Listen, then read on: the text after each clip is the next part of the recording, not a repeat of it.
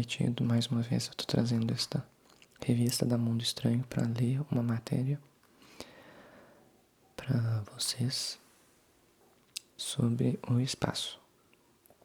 E antes de começar o vídeo, eu só queria mandar um abraço para o Vinícius, que está fazendo aniversário hoje, nesse dia que eu estou gravando o vídeo, dia 12 de fevereiro. E ele havia me pedido num comentário para eu mandar um abraço para ele por causa do aniversário dele. Eu falei que ia mandar então um abraço para você, Vinícius. Espero que você tenha tido um feliz aniversário. E no mais é isso. Vamos começar. Alguém tinha comentado, tinha pedido, né, nos meus comentários para eu falar sobre buracos negros. Então eu decidi trazer esta matéria para ler para vocês. E depois eu também vou ler uma outra para o vídeo não ficar tão curtinho também, já que essas matérias são bem curtas, bem simples.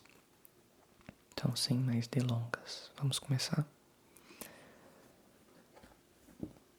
Então, o nome é O que a ciência já sabe sobre buracos negros?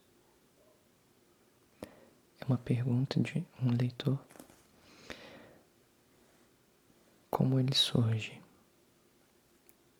Da luz se faz o breu. Aqui neste desenho está mostrando uma estrela gigante e aqui do lado o Sol. Então o Sol, apesar de ser no nosso sistema solar a maior estrela, ainda assim é considerado uma estrela bem pequena se você for comparar com outras estrelas que existem no nosso universo.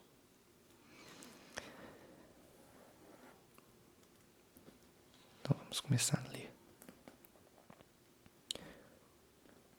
O buraco negro é um corpo celeste que tem uma concentração de massa muito grande em um espaço infinitamente pequeno. Isso gera um campo gravitacional tão forte que nada, nem mesmo a luz, consegue escapar da sua atração. Mas como ele é criado? Tudo começa quando uma estrela gigante, com cerca de 20 vezes a massa do Sol, queima todo o seu combustível, hidrogênio, hélio e carbono.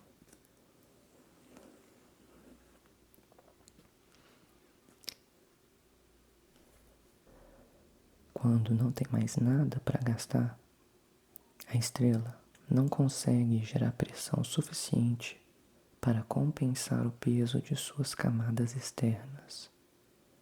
É como se a estrela fosse um prédio e não tivesse mais estrutura na base para suportar os andares superiores.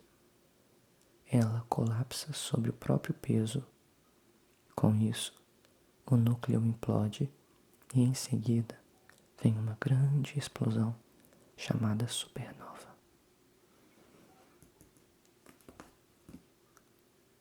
Com a contração infinita de sua massa, surge ali uma singularidade que seria o coração de um buraco negro.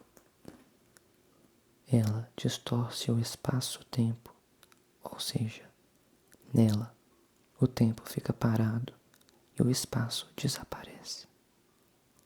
A força gravitacional do buraco atrai tudo ao redor, inclusive a luz que incide sobre ele.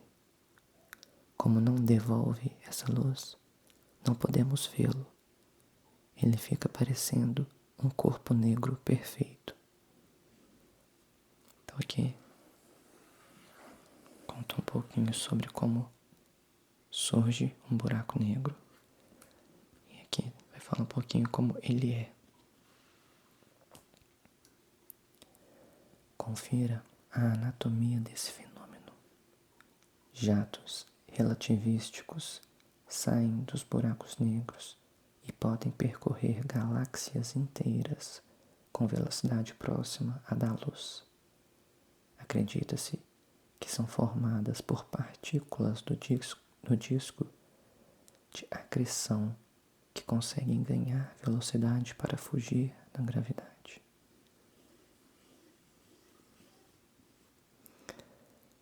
Disco de acreção. Então aqui está mostrando os jatos relativísticos. E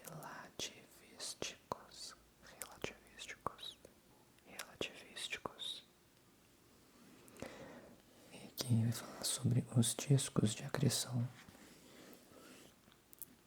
Discos de acreção é composto de matérias de gás ou plasma que se movem em espiral à medida que se aproxima do centro do buraco. Esse material fica quente e libera emissões diferentes: raios X, infravermelho e ultravioleta. Ergosfera. Fica próxima ao horizonte de eventos. Ali, o campo gravitacional gira junto com um buraco, arrastando as matérias ao espaço-tempo. É como se o buraco fosse um ralo, obrigando tudo ao redor a rodar no mesmo sentido. Horizonte de eventos. O ponto de não retorno é uma fronteira teórica no espaço-tempo ao redor do buraco negro. Qualquer coisa que cruza esse limite nunca mais é vista, porque é atraída pelo intenso campo gravitacional.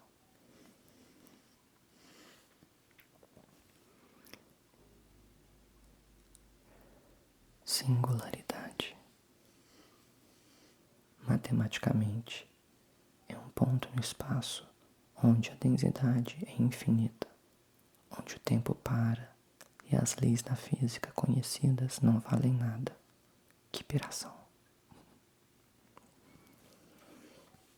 Aqui tem esta imagem, muito bonita, por sinal, mas a realidade deve ser muito mais assustadora do que a beleza do que é um buraco negro. Vou ler esta parte aqui também, nesta caixa. Outras dúvidas. Acho que está dando reflexo, eu vou tentar levantar para ver se vocês conseguem ler. Algumas ainda sem resposta. Se ele não pode ser visto, como é detectado? Basicamente, pelos efeitos que causa no movimento dos corpos à sua volta. Estrelas e planetas são forçados a girar em torno dele, e isso permite medir a sua massa. Além disso, a matéria absorvida começa a esquentar e emite muita radiação que pode ser captada por sensores.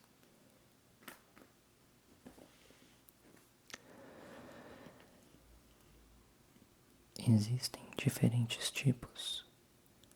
A maioria mantém a rotação do núcleo da estrela que o gerou, mas há versões estáticas. Eles também podem ser classificados como estelares quando surgem a partir de estrelas de alta massa, supermassivos com massa que varia de milhões a bilhões de vezes a do Sol, e primordiais, gerados no começo do universo. Interessante. Me faz pensar Aliás, me faz pensar, mas me dá meio que um nó na cabeça, porque me faz refletir sobre a dimensão gigantesca do universo, que talvez a gente não consiga nem imaginar. Talvez um universo que seja imensurável, que não tenha limites. Um universo que a gente talvez nunca venha uma parte, que talvez a gente nunca venha conhecer. Enfim, com coisas aí tão maiores do que tudo aquilo que a gente conhece. O que acontece dentro de um buraco negro?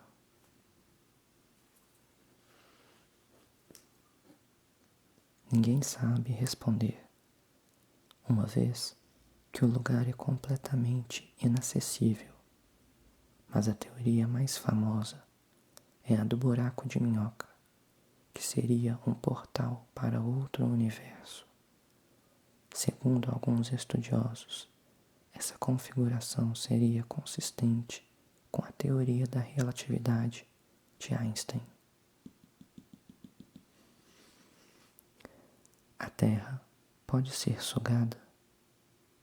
Respire aliviado. As chances são quase zero. Os buracos sugadores estão a centenas de milhares de anos-luz daqui. Só para ter uma ideia, o V4641 e o V404 Cygni são os mais próximos e ficam a até 8.000 anos de luz do nosso planeta. Lembrando que um ano-luz equivale a 10 trilhões de quilômetros. Interessante. Eu mesmo conheço muito pouco sobre buracos negros. Tenho muitas dúvidas em relação a esse assunto. Mas é interessante entender pelo menos como eles surgem, o que acontece, pelo menos teoricamente, neles. E é um fenômeno muito interessante do nosso universo. Ok, como eu falei no início, eu decidi também ler uma outra matéria que eu acho que vai ser interessante para vocês. Enfim, achei. Que é: qual é a cor do céu em outros planetas?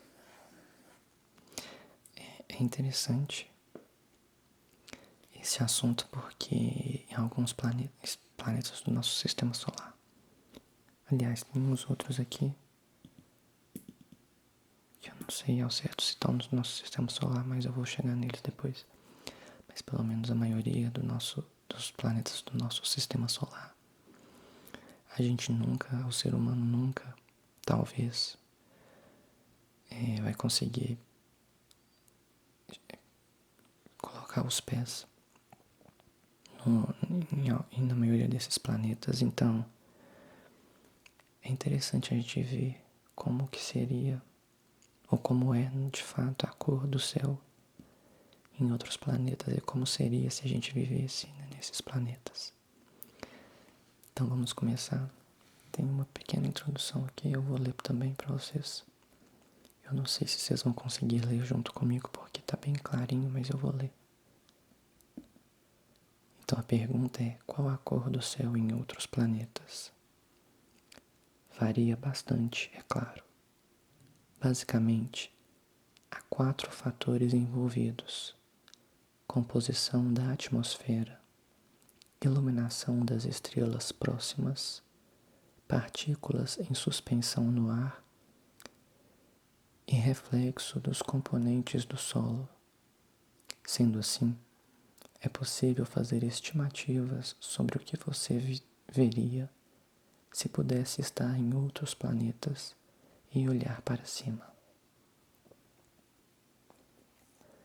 Mas é melhor ir com calma. Até hoje, poucas sondas visitaram lugares fora da Terra, e as câmeras que elas carregavam continham filtros que privilegiavam a observação de outros detalhes mais interessantes para os cientistas. Então, há muito espaço para especulação e piração. Então, começando por Mercúrio, planeta mais próximo do Sol, do nosso sistema solar. Mercúrio, o planeta dos notívagos, é que, por não ter atmosfera, o céu dele é sempre negro, com direito a estrelas, incluindo uma enorme, o Sol. Afinal, Mercúrio é o primeiro do sistema solar. Primeirão do sistema solar. Assim, o céu mercuriano seria semelhante àquele que os astronautas viram na Lua.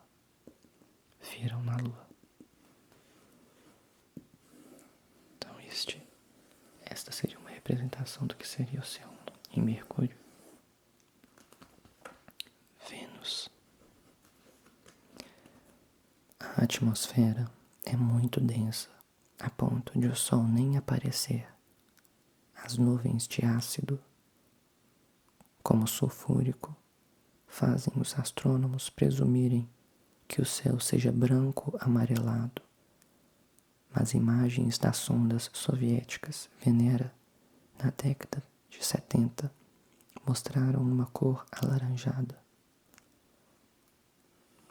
Então, Vênus, que é conhecido por ser um planeta com milhares de vulcões, teria um Sol mais ou menos assim. Pulando a Terra, porque obviamente a gente conhece como que é o Sol na Terra. A gente vai para Marte. A atmosfera rica em gás carbônico, a superfície avermelhada e a intensa poeira deixam o tom escarlate predominantemente. No nascer e no pôr do Sol, o céu fica rosa e as áreas mais próximas do Sol ficam azuis, mais ou menos o contrário do que ocorre na Terra. Então aqui está mostrando um tom azulado mais próximo ao Sol, que tem o Sol. E aqui mais para cima um tom mais rosado em Marte. Passando agora para Júpiter, onde o céu está limpo, o amarelo sujo dominaria. Mas nas regiões de tempestades, que são tão comuns que se refletem nas faixas do planeta, vistas do espaço, substâncias como hidrosulfeto de amônia espalhariam tons alaranjados, avermelhados e marrons. Então este seria o Sol em Júpiter. Júpiter, que é conhecido por ter várias tempestades, que muitas delas que ocorrem há muitos anos, tempestades enormes, que, como o texto falou, se refletem até nas próprias faixas que o planeta tem. Aqui tem um textinho, mas é falando só, para ver estas versões no site deles. Eu não sei se ainda está no site, mas se vocês tiverem curiosidade, vocês podem pesquisar lá. Veja as versões panorâmicas em abr.ai/céu-planetas. E passando agora para Saturno, em dias limpos, os anéis seriam de tirar o fôlego, assim como a grande lua titã, que é laranja escura.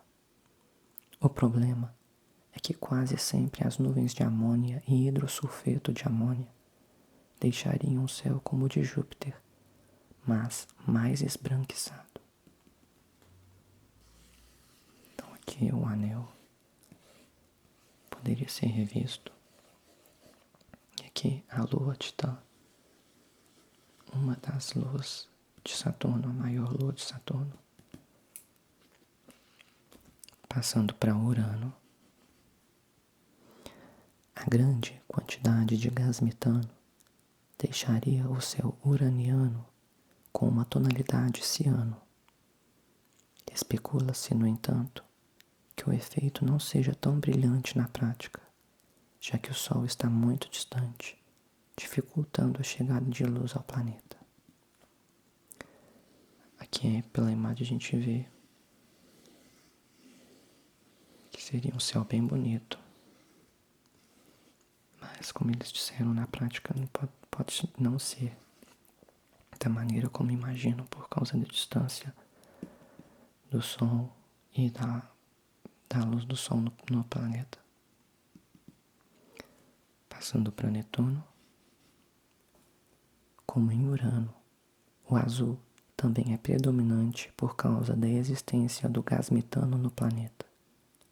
A diferença é que a distância ainda maior em relação ao Sol tornaria a tonalidade do céu netuniano mais escura para os olhos humanos. Então seria também azul, mas o azul mais escuro, esta pontinha aqui, seria o Sol. É uma estrela, é claro, mas seria do tamanho de uma estrela que a gente vê no nosso céu aqui. Uma estrela normal que não é o Sol. E aqui também mostra de alguns outros planetas. São 3 planetas. O HD 189733b, a 63 anos-luz da Terra, teria céu azul cobalto, pois sua atmosfera é repleta de um tipo de vidro que espalharia radiação. Então seria este daqui.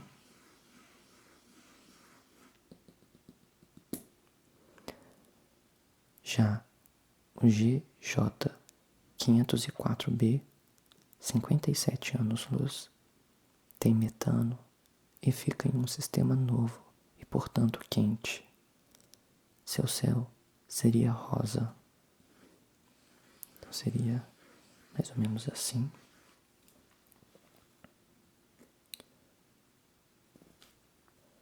E, por último, o HATP 11b, 120 anos-luz, é iluminado por uma estrela anã vermelha e, por isso, teria céu nesta cor.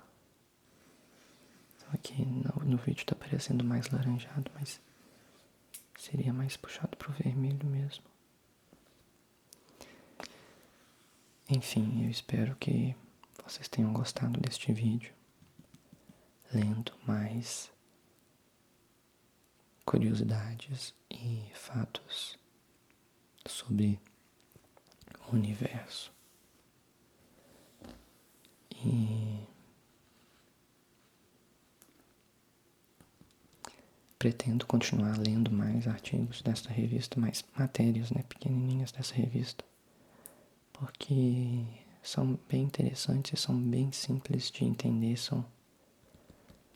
tem gravuras bem bonitas, então eu não sei porque eu acho que esse tema, o universo, ele combina tão bem com o ASMR, com o relaxamento, com calma. Não sei se sou só eu que penso assim, mas eu acho que combinam muito bem.